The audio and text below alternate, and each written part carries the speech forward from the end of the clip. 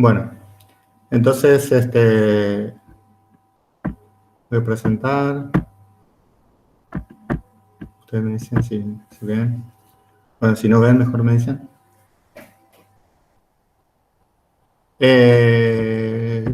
Pregunta si va a haber una parte teórica en el parcial. Ya como ya le había comentado, ¿se acuerdan? Bueno, que probablemente no sea una pregunta específicamente teórica, pero sí podría haber alguna pregunta, un ítem de los problemas, por ejemplo, que sea algo conceptual, ¿cierto?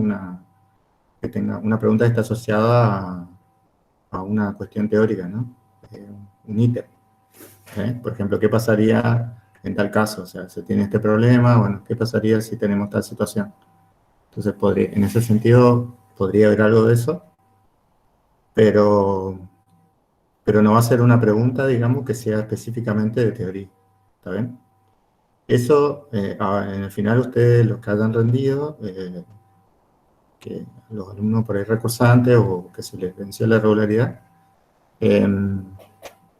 ahí sí, digamos, ahí sí va a haber preguntas donde hay una especie de mezcla entre teoría y práctico. O sea, las preguntas teóricas, ¿no? En el final. Pero, por lo menos para este parcial, para el primero, no tenemos planificado que haya una pregunta exclusivamente de teoría. ¿Saben?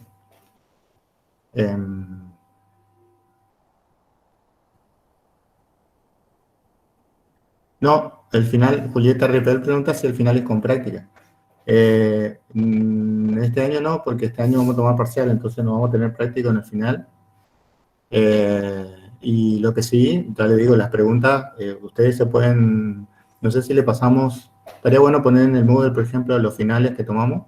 Nosotros tomamos finales escritos y los finales son de desarrollo de preguntas, yo llamo preguntas teóricas, donde se le hace desarrollar un tema, por ejemplo, dice, explique el concepto de trabajo, y después se le da una situación.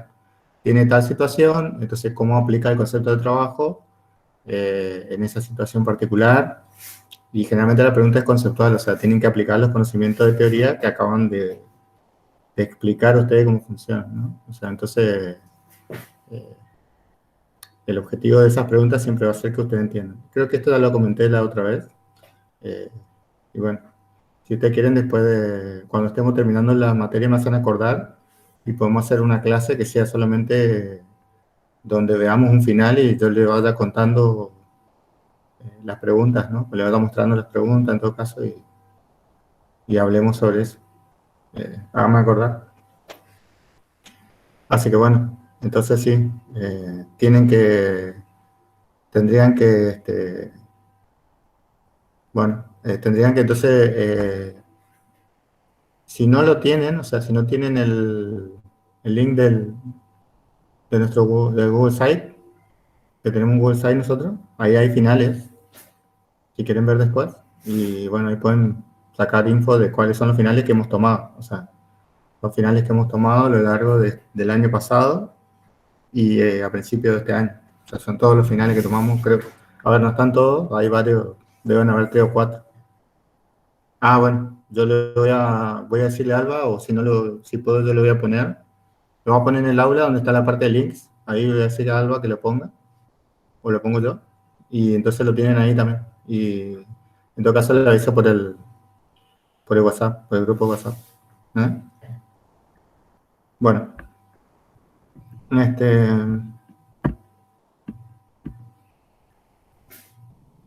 nosotros hablamos de la conservación de la energía como un camino para poder estudiar las características del comportamiento de los sistemas dinámicos, o sea, de los cuerpos, el movimiento, sin tener que resolver la segunda ley, porque habíamos hablado de que la segunda ley era bastante compleja para resolver. En el caso más sencillo, del caso de una partícula que se mueve bajo una acción de una fuerza cualquiera, ¿no? O sea, ese problema ya es suficientemente difícil. Y entonces lo que vamos a ver ahora, este concepto está asociado a dos cosas. Primero, a la simplificación de la segunda ley en algunos casos particulares, pero también el comportamiento de un sistema de partículas, ¿no? De más de una partícula. De como bueno, sí, como un sistema, como si fuera un bloque, como si fuera bueno, una mesa, cualquier objeto que tenga una cierta dimensión y que esté formado por varios puntos. Vamos a ver cuáles son algunas propiedades de simetría que tienen los sistemas de partículas. Acá tenemos algún ejemplo, o sea, recuerden que la segunda ley habíamos planteado que era, bueno, decíamos, si tenemos la fuerza neta, entonces podemos calcular la aceleración del sistema mediante la segunda ley, ¿cierto? Si podemos resolverla. Y entonces, bueno, se supone que ahí la solución del problema estaba dada, lo que habíamos visto que era muy complejo, entonces ahora empezamos a analizar simetrías, en particular la energía, por ejemplo. Nosotros, otra cosa que no hemos mencionado es que esta expresión de aquí, fuerza igual a m por a, hay ciertas situaciones en las cuales no describe, o sea, en general uno piensa en esta ley aplicada a un sistema que es puntual, ¿cierto? Y donde la masa obviamente está concentrada en ese punto.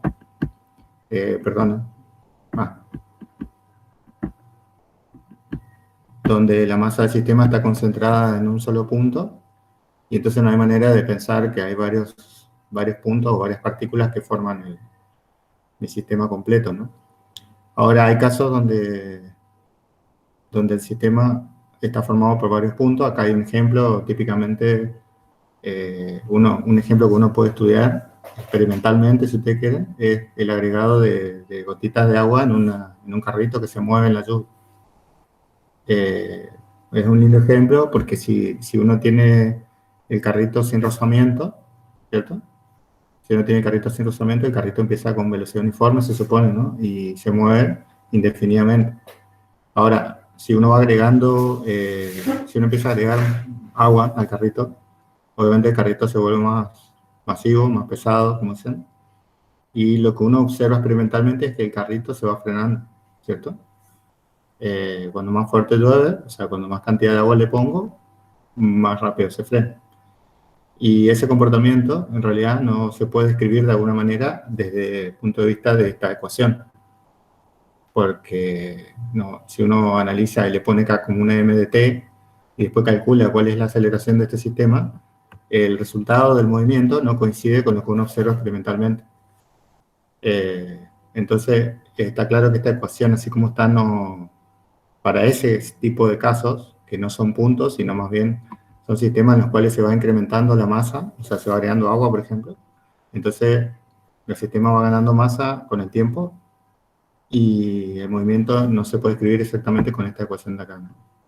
Lo que se cuenta de Newton, y después, bueno, Einstein también, es que para esos casos todavía puedo usar la segunda ley. Lo que ocurre es que tengo que considerar de que para el sistema de masa variable, o sea, si la masa es constante, fíjense, m por a, m debe a de t, ¿no es cierto? ¿Está bien? Si la masa es constante, yo puedo sacar o meter la masa dentro de la ecuación, de la derivada, ¿no? O sea, la masa puede estar fuera de la derivada o también puede estar como m por b dentro de la derivada. Entonces, lo que se dieron cuenta es que si yo, en lugar de usar la ecuación f igual a m por a, uso esta otra, ¿cierto? Esta aquí, donde metí la masa adentro, para sistemas de masa constante sigue siendo lo mismo, ¿cierto? Por lo que acabamos de decir. Pero esta ecuación describe sistemas donde la masa es variable. O sea, propongo esta ecuación, obtengo el movimiento, ¿cierto? Y el resultado del movimiento condice con el experimento, ¿está bien? Con lo cual, la ecuación de f igual a derivada de masa por velocidad respecto al tiempo describe mejor las situaciones de sistemas que tengan la masa variable. Entonces, digamos, bueno, esta en realidad es la segunda ley de Newton expresada correctamente, así como general, ¿saben? Entonces, este sería una forma de ver el problema. Y fíjense, acá ya estamos definiendo, entonces, en lugar de la aceleración, estamos hablando de una cantidad que es el producto de masa por velocidad, ¿no? Vectorial, fíjense, la masa es un escalar, y la velocidad un vector. Entonces, acá hablaremos de una cantidad vectorial que es muy relevante porque su cambio, o sea, su derivada respecto al tiempo, ahora es igual a la fuerza, ¿cierto? Entonces, esta cantidad como que de alguna manera está reemplazando a la velocidad, ¿cierto?, del sistema. M por V reemplaza a la velocidad del sistema.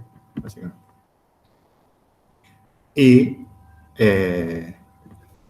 por consiguiente, su derivada, digamos, reemplaza a la aceleración, o es la aceleración, si usted quiere. Bueno, esta cantidad m por v, entonces vale la pena de que la definamos como un objeto físico, ¿no? Separado. Y en este caso, entonces, hablamos de que definimos esta cantidad, le llamamos P,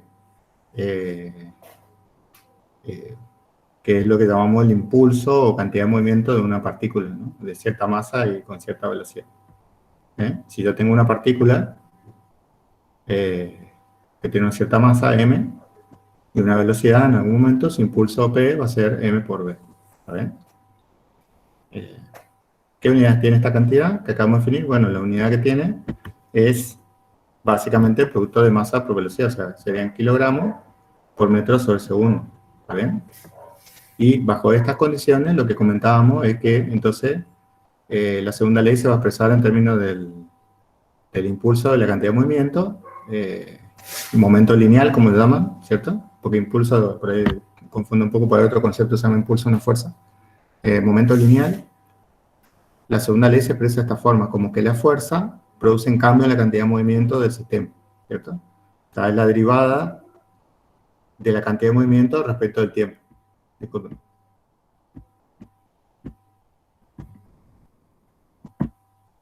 Ok. Bueno, evidentemente, como les comentaba, esta expresión es equivalente a m por a, siempre y cuando la masa del sistema no cambie en el tiempo, ¿cierto?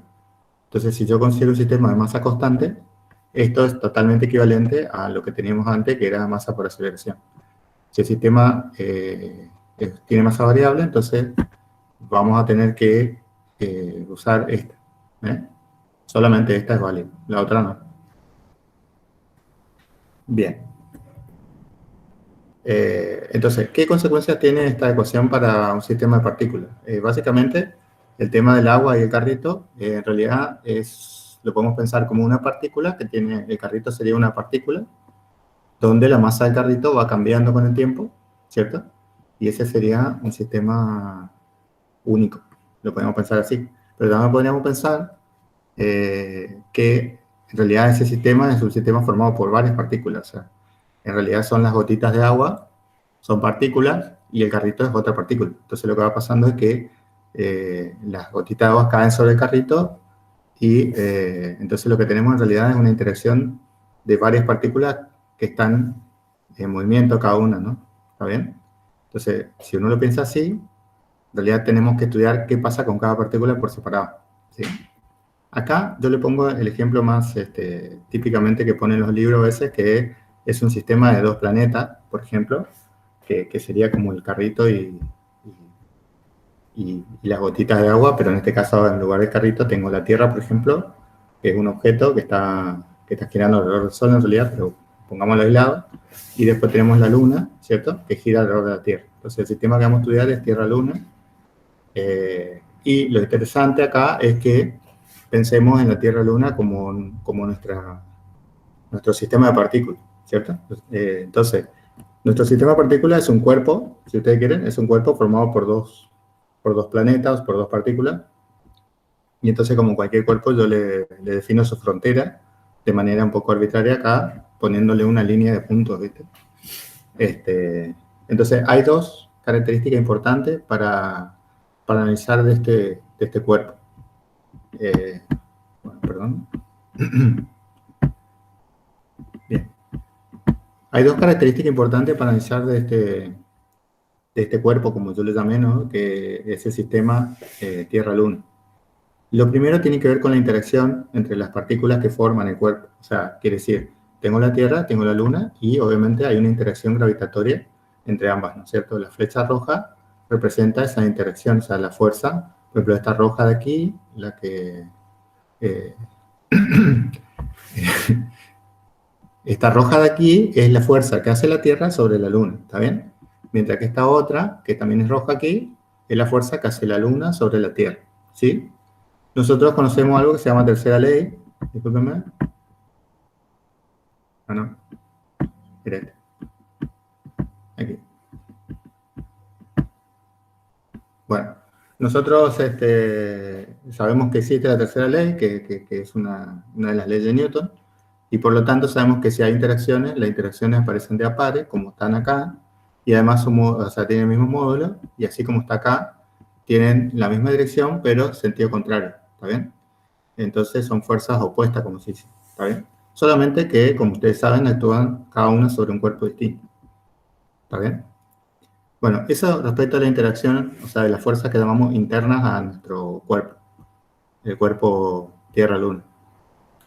Además, obviamente, sobre la Tierra y sobre la Luna, otros planetas y el Sol, por ejemplo, ejercen fuerzas también, ¿no?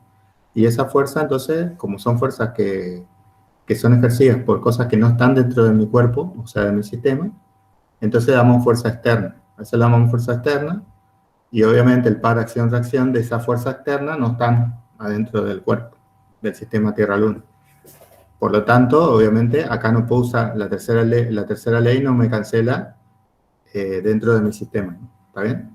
Entonces tengo fuerza externa, que son las negras, acá simbolizadas por la flecha negra, y tengo fuerza interna, que son las fuerzas que ejerce la Tierra sobre la Luna y la Luna sobre la Tierra.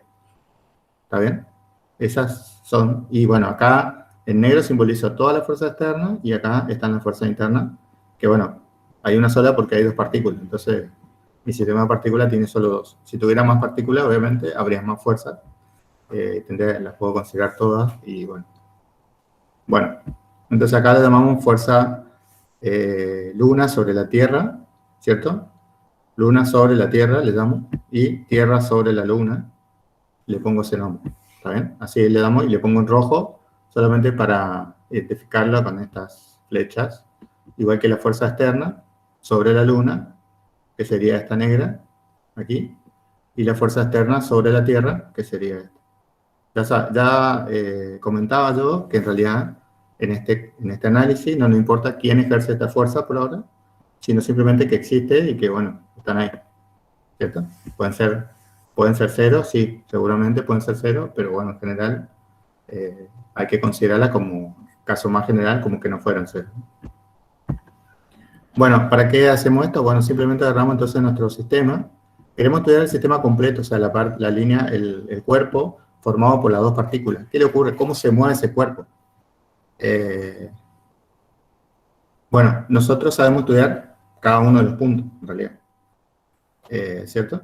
Entonces, lo que vamos a hacer es vamos a aplicar la segunda ley a cada uno de los dos puntos, o sea, la Tierra, los dos planetas, perdón, la Tierra, que es un planeta, y la Luna, que es el satélite. Son dos masas que ejercen fuerza gravitatoria entre sí. Y vamos a estudiar la segunda ley para cada uno de ellos. Entonces, para el caso de la Tierra, tendremos esto que está acá, ¿no? La suma de todas las fuerzas que actúan sobre la Tierra va a ser igual a m por a en principio, o sea, para la masa de la Tierra por la velocidad de la Tierra, derivado respecto al tiempo, que es la ecuación que acabamos de sacar, ¿cierto?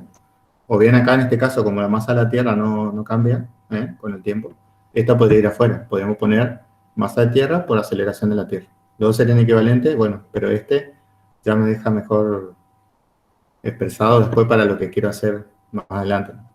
Entonces, masa por aceleración de la Tierra tiene que ser la fuerza neta que actúa sobre la Tierra. Y acá ya le dividí en dos partes.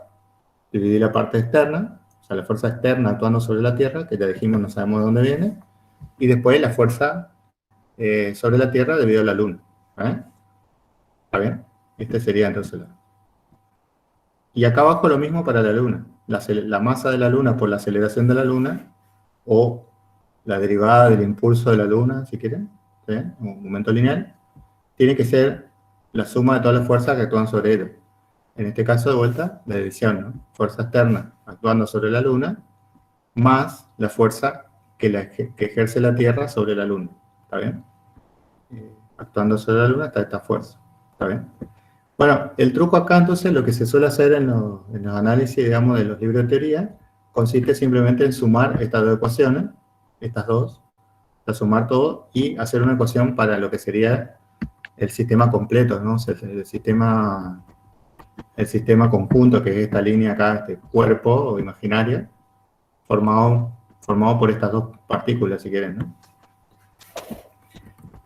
Sumo las ecuaciones y fíjense, acá hay que tener en cuenta que esta fuerza, FTL que le llamamos, y FLT, suman 0 por la tercera ley de Newton. ¿Está bien? ¿Sí? Entonces, como la tercera ley de Newton válida, cuando suma estas dos ecuaciones, básicamente la parte roja se cancela. Y eso sería lo mismo si hubiera 3, 4 o n partículas, ¿cierto? O sea, acá, si hubiera 3, por ejemplo, acá tendría que agregar otra más, y acá también, y haber una tercera ecuación. Y cuando sume todas las 3, tendría que sumar las 3, se me van a cancelar todas las fuerzas de acción-reacción, ¿está bien? Las fuerzas internas. Entonces, las fuerzas internas se cancelan, y bueno, no aparecen, ¿cierto? Y por otro lado, ustedes saben que la derivada es la suma de las derivadas y la derivada de la suma. Entonces acá tengo la suma de las derivadas y lo pongo como la derivada de la suma, aquí, ¿ven? Entonces tengo la derivada de la suma. Y por otro lado, tengo la suma de las fuerzas externas, básicamente. Entonces, eso nos lleva al celebrado principio de conservación del momento lineal de un sistema de partículas. Lo primero que tengo que hacer es decir que esto que está acá es el momento lineal del sistema de partículas. En este caso, el sistema de partículas tiene dos partículas, ¿cierto? Pero si tuviera 5, tendría que sumar todos los momentos de cada una de ellas. O sea, sumo el momento de la Luna, básicamente el momento de la Luna, entonces el momento lineal va a ser la masa de la Luna por la velocidad de la Luna, vector, y le tengo que sumar el momento lineal de la Tierra, que es la otra partícula que forma el sistema. Entonces, masa de la Tierra por velocidad de la Tierra. Esta suma es el momento lineal total del sistema, ¿cierto? Acá le puse la letra T de manera totalmente poco didáctica, porque T le estaba llamando a la Tierra, pero de total, digamos, sería este total.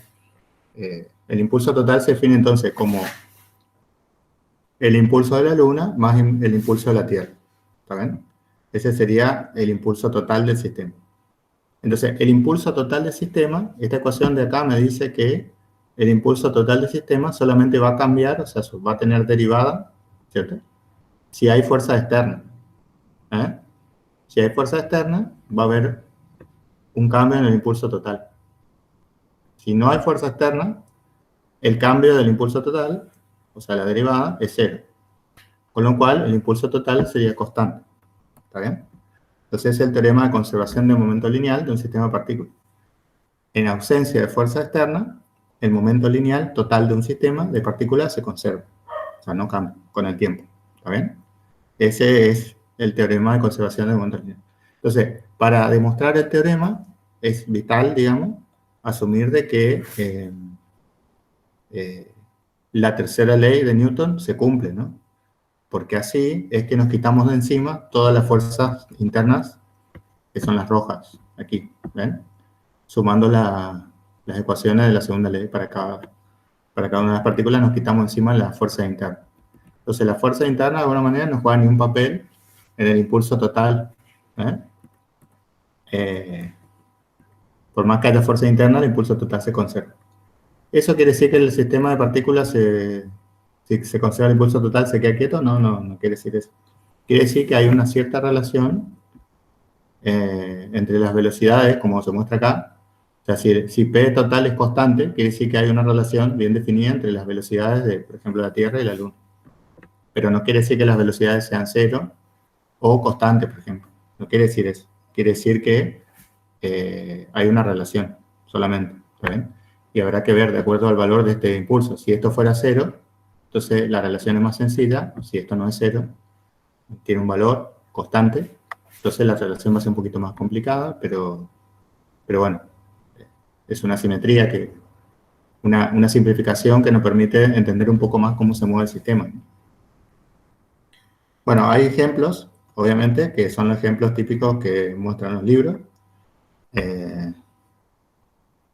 Situaciones en las que se puede modelar, fíjense, dice, se puede modelar como un sistema donde no hay fuerza externa. Se puede modelar, quiere decir que el evento que se estudia, dentro de los tiempos en los que ocurre el evento que estoy estudiando, las fuerzas externas no influyen demasiado, ¿no? Por ejemplo. en una explosión, por ejemplo, ¿cierto? La explosión es un evento violento en el cual el sistema se parte de alguna manera, o sea, tener un cuerpo, un sistema pegado que se parte en distintas porciones, y entonces justo antes de la explosión y justo después de la explosión, las fuerzas que actúan son todas internas, ¿cierto? Que son reacciones químicas violentas, digamos, y lo que ocurre justo antes, justo antes de la explosión y justo después de la explosión se puede considerar que el impulso total del sistema se conserva, ¿cierto? Digo justo y justo porque en realidad la explosión es algo muy rápido, pero el sistema puede estar en el aire, por ejemplo, moviéndose, y entonces hay que considerar solamente los eventos justo antes y justo después de la explosión, porque si no la gravedad ya te influye, digamos, en el movimiento, ¿no?, de las porciones. Pero la explosión es mucho más rápido, obviamente, que el tiempo que el sistema, por ejemplo, el tiempo de vuelo del sistema, ¿no? Que uno eleva. Entonces, se puede aproximar como que se conserva el momento lineal. Bueno, las colisiones también, en las colisiones tenemos objetos que impactan unos con otros y durante el impacto, digamos, las fuerzas que se ejercen son fuerzas de acción-reacción, ¿cierto? Y también entonces en una colisión, justo antes y después de la colisión, se puede considerar que el impulso total del sistema completo, de las cosas que están colisionando, se conserva, ¿no? Bueno, después los sistemas gravitacionales alejados de otras masas, bueno, sistema de masas unidas por un resorte en el espacio exterior, lejos de cualquier otra masa. O sea, estos son ejemplos un poquito menos frecuentes. Nosotros lo que vamos a ver en general son los casos de colisiones y explosiones, ¿no? En todas estas situaciones, entonces vamos a considerar que lo que ocurre debido al evento, o sea, por ejemplo, el evento de la explosión y el evento de la colisión, en ese evento, justo antes y después del evento, se conserva el momento total del sistema, ¿no? Bueno, entonces, por ejemplo, acá les muestro cómo se aplica específicamente para un caso. Tenemos esto de aquí, ¿ven? Bueno, tenemos una granada, dice que tiene una masa de 1 kilo, ¿está bien? Ponele. Se mueve con una cierta velocidad horizontal, como se muestra acá, ¿cierto? Entonces, esto sería la masa de la granada, esto sería una cierta velocidad, dice que se mueve en el aire, y la velocidad tiene 0,5 metros por segundo, ¿está bien? Justo en ese momento explota y forma 2 fragmentos, ¿eh? Cada uno de los fragmentos casualmente tiene la mitad de la masa de la granada, ¿cierto? Entonces, te dice que uno de los fragmentos pudiste ver que sale con una velocidad final de menos 2 metros por segundo, menos 1 metro por segundo. Esa es la velocidad del fragmento. Y entonces la pregunta sería, ¿con qué velocidad sale el otro fragmento? ¿Está bien? Entonces, en este caso, se estudia lo que ocurre antes y después de la explosión. Decíamos, antes de la explosión, el sistema venía horizontalmente con una masa total de la granada y una velocidad v conocida. Y después tenemos 2 fragmentos, M1, que tiene la mitad de la masa, M2, M sobre 2, y M2, que tiene la mitad de la masa, M sobre 2. Entonces, la velocidad V1F, bueno, lo dibujé así, digamos, porque es negativa en las dos componentes, entonces está en el tercer cuadrante, creo que sería. Y la otra, bueno, en realidad lo dibujo así porque, bueno, tiene que conservar el momento total, entonces lo dibujo así para ver que tendría que ir en un momento hacia adelante todo el sistema, ¿no? Bueno, a ver, hagamos el análisis. Se conserva el impulso total, dijimos, porque es una explosión. Entonces, la conservación del impulso total, el impulso, como lo definimos, es un vector. Entonces, con la conservación del impulso, o sea, que sea el mismo antes y después, quiere decir que sus componentes tienen que ser las mismas antes y después de la explosión. Entonces, el impulso total antes de la explosión, en X, tiene que ser igual al impulso final, o sea, después de la explosión, en X. Y lo mismo en Y. ¿Está bien? ¿Sí? Bueno, entonces, ¿cuál sería el impulso inicial en X? Sería básicamente, acá estamos considerando X como la dirección horizontal e Y como la dirección vertical. Entonces, básicamente, inicialmente el impulso va a ser M por B en X. ¿Sí? Positivo hacia la derecha. Entonces, sería eso, ¿no? Y en Y, obviamente, como el sistema se mueve horizontalmente, no tiene componente de velocidad en i, por lo tanto el impulso total en i inicial va a ser 0, ¿está bien? 0 kilogramos metros sobre segundo. Entonces, esto nos da el impulso inicial. Ahora, el impulso final, evidentemente los dos fragmentos se están moviendo. Entonces, básicamente, tendría que el impulso final en x sería la masa del primer fragmento por la componente x de la velocidad del primer fragmento más la masa del segundo fragmento por la componente en x de la velocidad del segundo fragmento. Y equivalentemente para y. O sea, el impulso final en y sería la masa del primer fragmento por la componente y de la velocidad del primer fragmento más la masa del segundo fragmento por la velocidad del segundo fragmento, su componente y. Básicamente, ¿está bien? Entonces, acá tenemos que aplicar la conservación del momento lineal total. Entonces, lo que decimos es que aplicamos esta ecuación de aquí, ¿no? Esta de aquí. Aplicamos esta ecuación de aquí. Entonces, aplicando esa ecuación, tenemos las siguientes relaciones, ¿no? Tenemos un sistema de dos ecuaciones, básicamente. Acá tenemos el impulso inicial, era mv, y eso sería m1, v1x, más m2, v2x. Y tenemos que n era 0, por lo tanto, m1, v1i, más m2, v2i, tiene que ser igual a 0. ¿Está bien?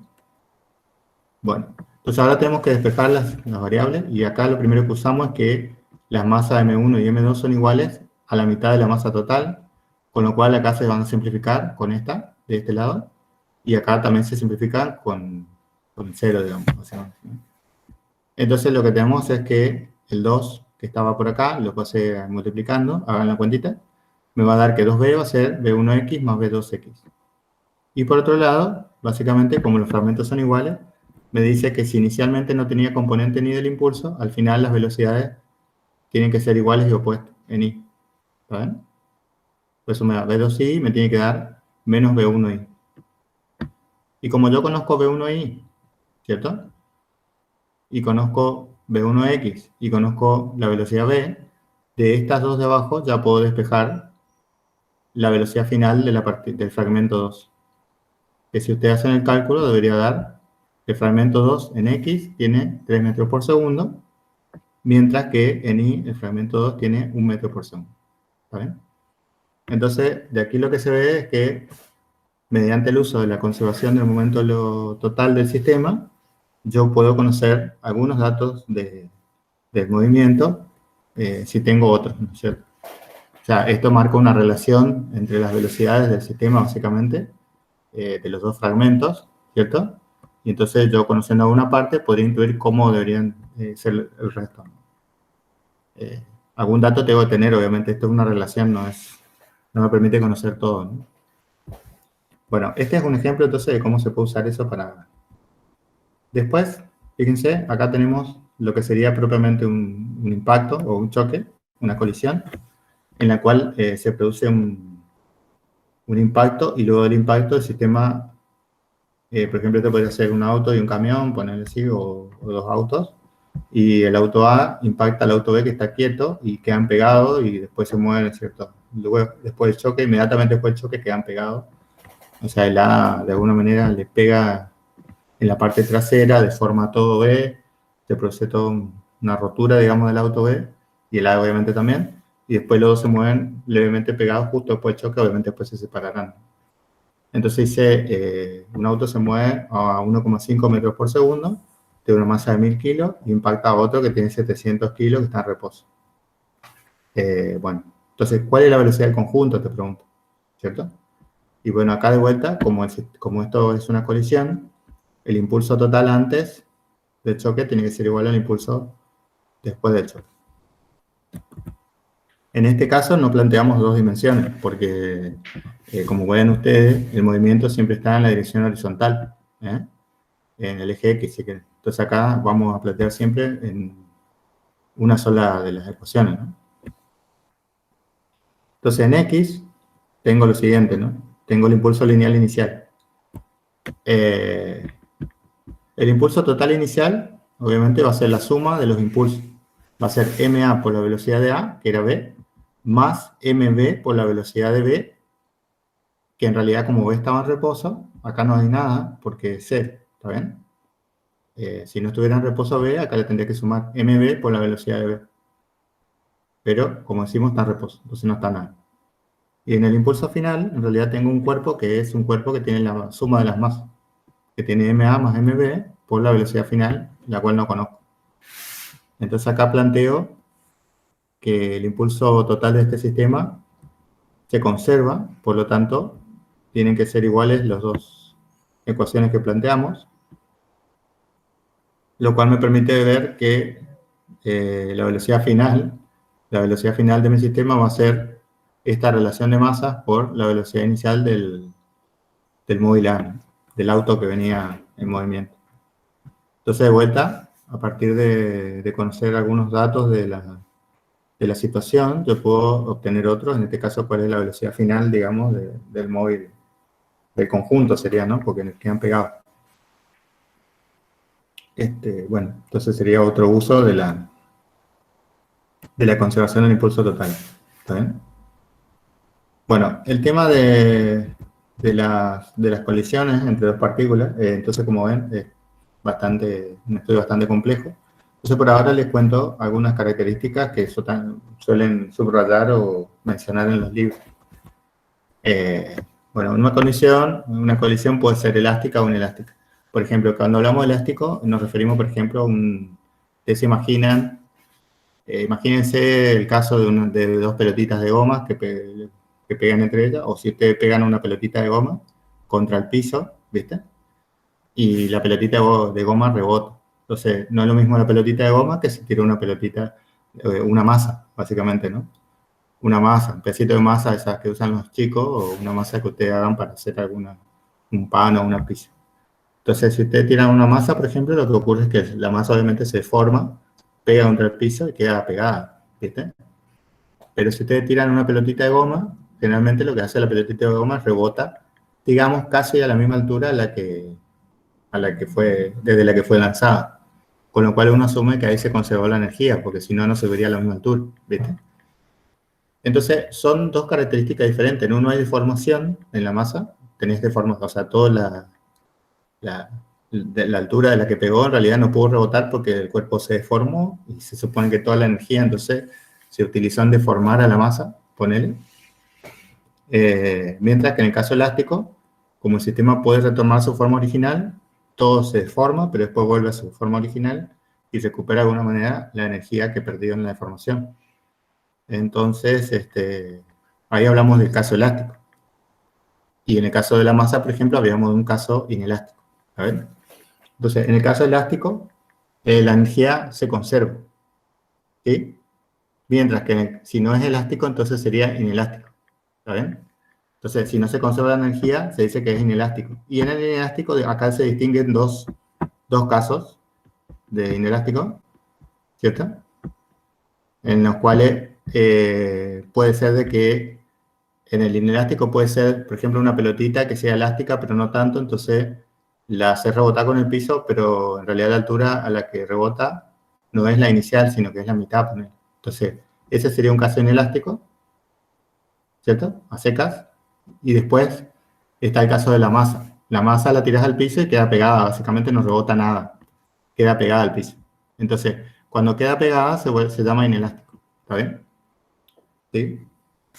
Bueno, obviamente el piso está quieto. Si yo ahora considero dos móviles, dos pelotas, en lugar de una de ellas sería el piso, pero ahora se mueve también, ¿no? Entonces, puede haber en una colisión elástica, cuando pegan las dos pelotitas, son pelotitas elásticas, ¿cierto? Entonces, rebotan y se conserva la energía en el rebote, en el choque, como se dice.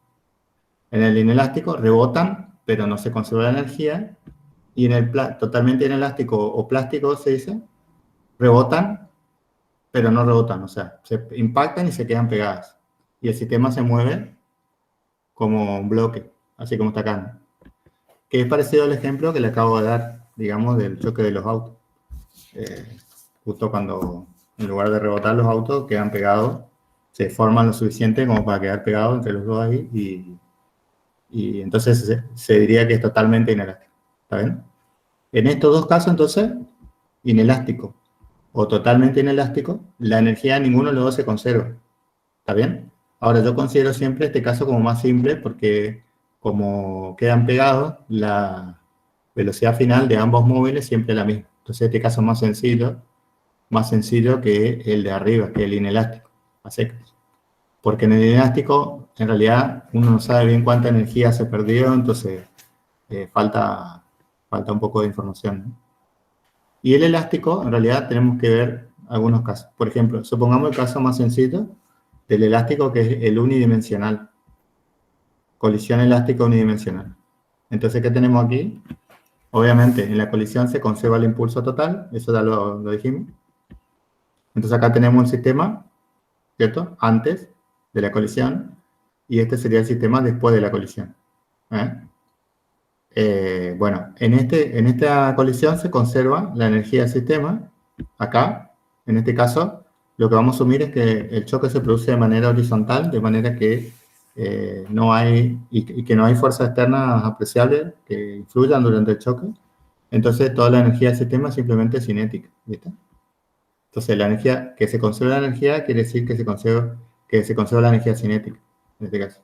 Entonces, la energía cinética inicial va a ser igual a la energía cinética final. ¿Está bien? Y por otro lado, como es un choque, ya dijimos que en una colisión se conserva el impulso total. Entonces, tenemos dos ecuaciones aquí. Fíjense, acá estamos hablando de colisiones unidimensionales, por lo tanto, hablamos de componente en X. Y la velocidad, en realidad, acá es el módulo cuadrado, pero le pongo el valor de la componente solo para señalar que en este caso, como no hay y ni no hay z, el módulo cuadrado es el cuadrado de la componente x, ¿está bien? Entonces lo señalo aquí, y esto en realidad me sirve para ver de que este número de acá es el cuadrado de este, por ejemplo. Este al cuadrado me da este cuadrado acá. O sea que son la misma incógnita. Bueno, si yo uso estas dos ecuaciones juntas, como dice en la flecha aquí, obtengo esta relación de acá, ¿viste? Obtengo esta relación de acá. Bueno, una vez que obtengo esa relación, ¿viste? Yo puedo usar ahora esa relación lineal, ¿viste? Lineal, junto con la conservación del momento lineal, que también es una relación lineal. Lineal quiere decir que ninguna de las velocidades de estas dos ecuaciones está al cuadrado. ¿Entienden? No es lo mismo que acá, que en la energía cinética, donde la velocidad está al cuadrado. Entonces, cuando está al cuadrado, es más difícil de despejar que si está lineal. Entonces, por eso me sirvió esta simplificación acá. Usando estas dos, puedo llegar a esta ecuación. Y esta ecuación, junto con la conservación de momento lineal, me permite despejar, conociendo las velocidades iniciales, me permite despejar las velocidades finales de los móviles que colisionan. Entonces, por eso, de acá puedo despejar y obtener esto, ¿no? ¿Sí? Puedo obtener esto.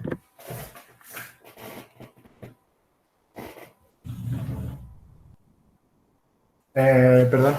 ¿Me van a tener que disculpar un segundito? Pues creo que alguien viene. Esperen un segundito. Les pido disculpas.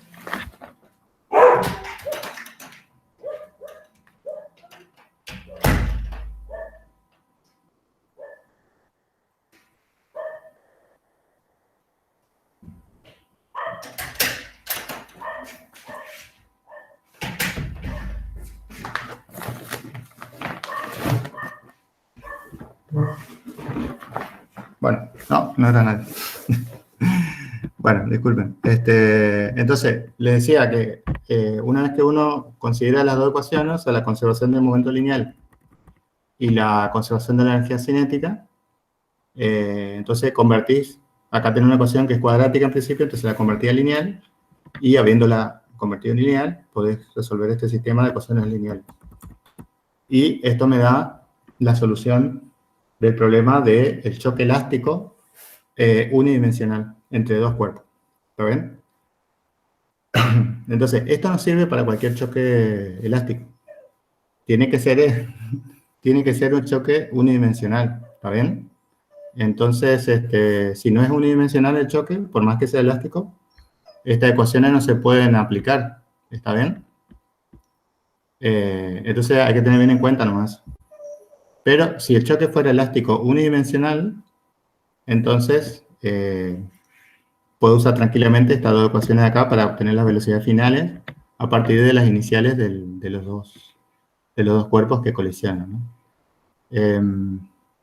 Bien.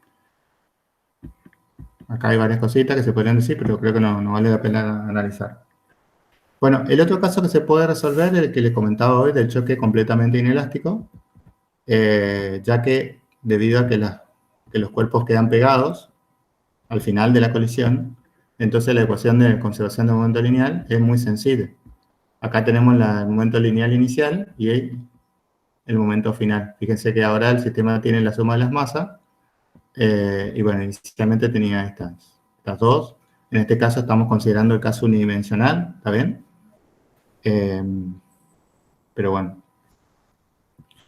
Y bueno, acá claramente la velocidad final se puede despejar en términos de las iniciales, simplemente pasando la suma de las masas al denominador acá. Y con eso entonces tendría despejado el problema. Se supone que el objetivo en general sería conocer cuál es la velocidad final del sistema acoplado, ¿no? Entonces, este caso también, entonces la colisión totalmente inelástica es resoluble. Ahora, ¿qué ocurre en la inelástica, no? En la inelástica, entonces, no tenemos suficientes ecuaciones, dado que los cuerpos ni quedan pegados ni se conserva la energía. Entonces, acá tenemos que hacer una definición. Por ejemplo, acá se define el coeficiente de restitución, ¿viste? Como esta cantidad E, que en realidad está asociado a esto de aquí, ¿no? Miren. Es esta ecuación. Esta ecuación, si yo paso dividiendo, por ejemplo, lo que tengo es una especie de ecuación de velocidades relativas. La velocidad relativa de B respecto de A, por ejemplo, y la velocidad relativa de B respecto de A, dividiendo. Entonces, ese cociente, en valor absoluto, sería el coeficiente de restitución que defino ahí. En el caso del choque elástico, obviamente eran iguales. Ahora, en un choque general, ¿está bien? Entonces, no se puede saber. Puede tener un valor entre 0 y 1, ¿está bien? Entonces, para una colisión elástica, dijimos que este cociente tiene valor de 1, y para una colisión inelástica, dado que la velocidad final de B es igual a la velocidad final de A, esta diferencia es 0, ¿está bien? Entonces, el coeficiente de restitución me va a dar 0, como dice acá. Entonces, para una colisión totalmente inelástica, el coeficiente de restitución es 0. Y si no es ni totalmente inelástica ni elástica, entonces el coeficiente de restitución va a tener algún valor que yo necesito conocer, digamos, si quiero resolver el problema. ¿Está bien? Una vez que conozca el coeficiente de restitución, yo puedo volver a aplicar esta ecuación de acá arriba que tenía para esta de aquí, pero ahora en realidad va a estar multiplicado por E, probablemente esto aquí, ¿no? Acá estaría el coeficiente E, porque en realidad este cociente no sería 1.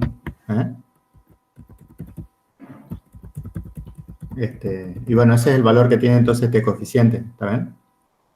Bueno, otro concepto que suelen también, que está asociado un poco al coeficiente de restitución, es lo que llaman la pérdida de energía en la colisión. O sea, básicamente para obtener la pérdida de la energía, lo que tengo que hacer es hacer la diferencia de las energías antes del choque y después del choque. El cambio de la energía, la variación de la energía sería la diferencia final menos inicial. ¿Está bien? Y esto básicamente sería menos la pérdida. ¿Por qué?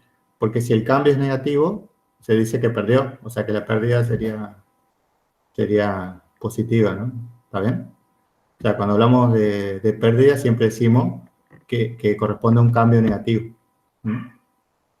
Entonces, por ejemplo, decir perdió 2 joules de energía es que el cambio es menos 2 joules. No sé si se entiende la idea. Por eso el cambio es menos la pérdida. ¿Sí? Y si ganó, la pérdida sería negativa. O sea, si la energía aumentó, la pérdida es negativa.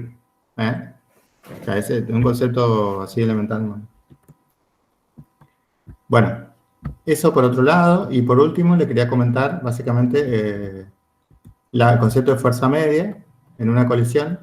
O sea, acá lo que se considera es que cuando los dos cuerpos colisionan, por ejemplo una pelota con la que se pega con un bate, como dicen los ejercicios, los ejemplos de libre, lo que se produce es que durante un tiempo hay una fuerza de interacción entre la pelota y el bate, ¿cierto? O si ustedes patean una pelota de fútbol, lo mismo, entre el pie y la pelota hay una fuerza, ¿cierto? Básicamente el pie aplasta la pelota y la pelota sale disparada, digamos, del pie, y durante el impacto hay una fuerza que actúa sobre la pelota y sobre el pie, ¿no?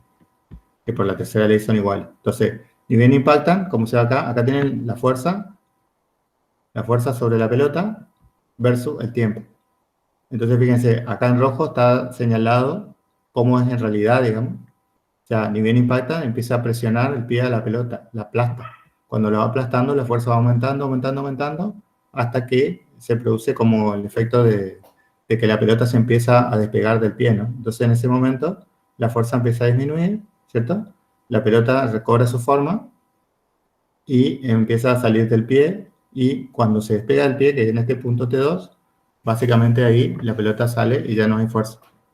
Entonces, obviamente la fuerza aumentaría, después disminuiría. Esa es la fuerza real en función del tiempo, ¿cierto? Y la fuerza media sería básicamente un promedio de ese comportamiento entre estos tiempos en los cuales actúa la misma, ¿no? Entonces, el promedio se calcula como la sumatoria, o sea, en este caso sería una integral de la fuerza en función del tiempo entre los momentos en los cuales, desde que empieza a impactar entre los dos objetos hasta que dejan de impactar, ¿saben? Entonces, la integral de f de t, entre 1 y 2 en este caso, dividido el intervalo del tiempo en el cual hay interacción, ¿sí? En este caso, como muestra la figura, t2 menos t1. Entonces, esta es la definición de fuerza media, ¿sí? Y me da una idea, en realidad, de cuál es la fuerza, justamente en promedio, que tuvo que hacer que se dio en el choque cuando impactan los dos cuerpos, ¿no? En la colisión. Si ustedes ven, la fuerza media por el intervalo de tiempo, básicamente, si ustedes le hacen el cálculo, como la fuerza es de P a de T, básicamente es el cambio en el momento lineal, ¿eh? ¿Sí? El cambio en el momento lineal es la fuerza media por el tiempo transcurrido durante la acción de la fuerza. O sea que también, si ustedes quieren, pueden calcular la fuerza media como el cambio de impulso dividido el intervalo de tiempo transcurrido durante el choque, ¿sí? Así que bueno, esos son algunos conceptos. A esto le suelen llamar impulso de una fuerza, a este concepto, a la fuerza por el tiempo transcurrido. Y bueno, muy bien. Bueno, eso es todo lo que le quería contar respecto de la parte de impulso y cantidad de movimiento. Si tienen consultas sobre este o algún otro tema, si quieren hacerla ahora, si no, ya le dije que manden un mail. Y bueno, yo trataré de contestarle lo antes posible. Y cuando pueda le mando el link del site, el Google Site. Muy bien, ¿hay alguna pregunta?